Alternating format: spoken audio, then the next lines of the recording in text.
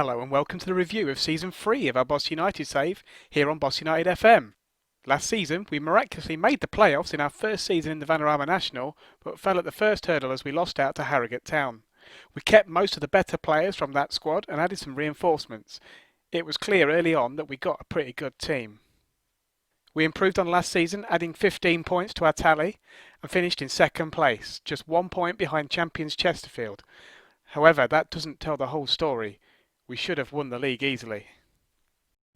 We actually lost our final 3 games of the season without even scoring a goal. We bottled it.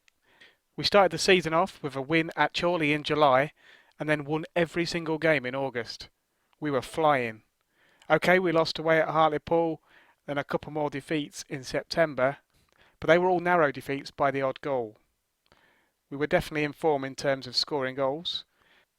We got past Alfreton via a replay in the FA Cup, but then we got absolutely hammered away at Bromley on a Tuesday night in October.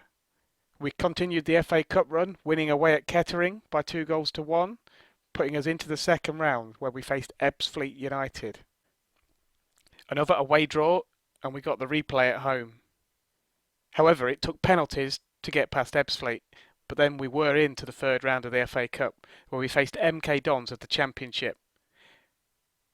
A fantastic performance where we dominated the whole game, but it did include a penalty save from a Henrik Ravas from MK Dons, but we managed to beat them by 1-0, Mungo Bridge scoring with 10 minutes to go. We also continued in the FA Trophy, beating Bradford Park Avenue 1-0 in the second round, and then we travelled to Chelsea on the 22nd of January in the FA Cup 4th round. Mungo Bridge went from hero to zero as he got sent off in the second half, but a couple of first half goals from Tammy Abraham put us to bed. However, a crowd of over 31,000 did see a little bit of money come into our bank account. That left us to concentrate on the league and the FA Trophy, and we continued our FA Trophy run with a home 4-3 victory over York. A game more comfortable than the scoreline suggests. We were still picking up wins in the league. Okay, the odd draw here and there, and every now and then we'd lose a game, such as away at Harrogate where we were 2-0 up at half-time, but 3 goals in the last 15 minutes saw us be defeated by 3-2. We travelled up to Hartlepool and absolutely whooped them by 7-1, and then continued our good form in the league. Wins over Wrexham, Havant to Waterlooville and Carlisle. Disappointing defeat away at Dorking, but at this stage we were now playing a couple of games a week, every week. So every now and then we'd have a game where we played really poorly. That led us into the 2-legged semi-final against Chesterfield in the FA Trophy. We managed to win the home leg by 2-1, but then we suffered a 1-0 defeat away in the second leg. We had a couple of goals disallowed really early on, and then once they scored, even though they went down to 10 men, we just couldn't get that goal that we needed. And then unfortunately both Elliot Whitehouse and Nicky Walker missed penalties in the shootout. That left us with just a few games left in the league to secure the title. However, a 0-0 draw straight after that Chesterfield defeat gave Chesterfield and Cambridge a chance to overhaul us. We did then win at Sutton and at home to Bromley, as it did look like we was going to stroll to the league title. But then we faced Kings Lynn away on Good Friday, and a very poor performance saw us lose by 2-0. Danny Lloyd got sent off, but we was 1-0 down already by then, and we weren't playing very well. We then suffered a home defeat to Hereford by 1-0, and we were well and truly bottling the league. Especially right on the last day, we only needed to beat Boreham Wood, who were 1 place outside the relegation zone, to secure the title. They scored a goal in the second half, and we couldn't equalise, as Chesterfield overtook us on that last day of the season. We needed the win, but we didn't get it. So we moved on to the playoffs, and we faced Plymouth at home. However, thanks to a 93rd minute winner by Taché Andel-Gibbons, we won by 3-2. That has set up today's game. It's playoff final day. Cambridge United at Wembley. Let's watch and see how the game unfolds.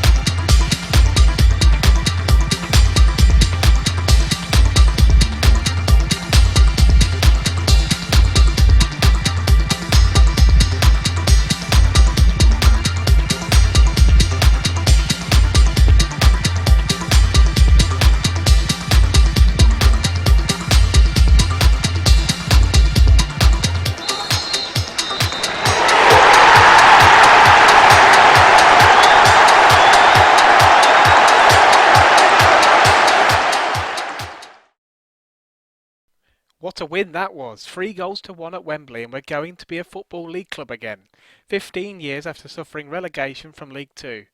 We scored early on, and even though Cambridge equalised immediately, we secured the victory and promotion in the second half, thanks to Tache Yandel-Gibbons and Kane Kessler.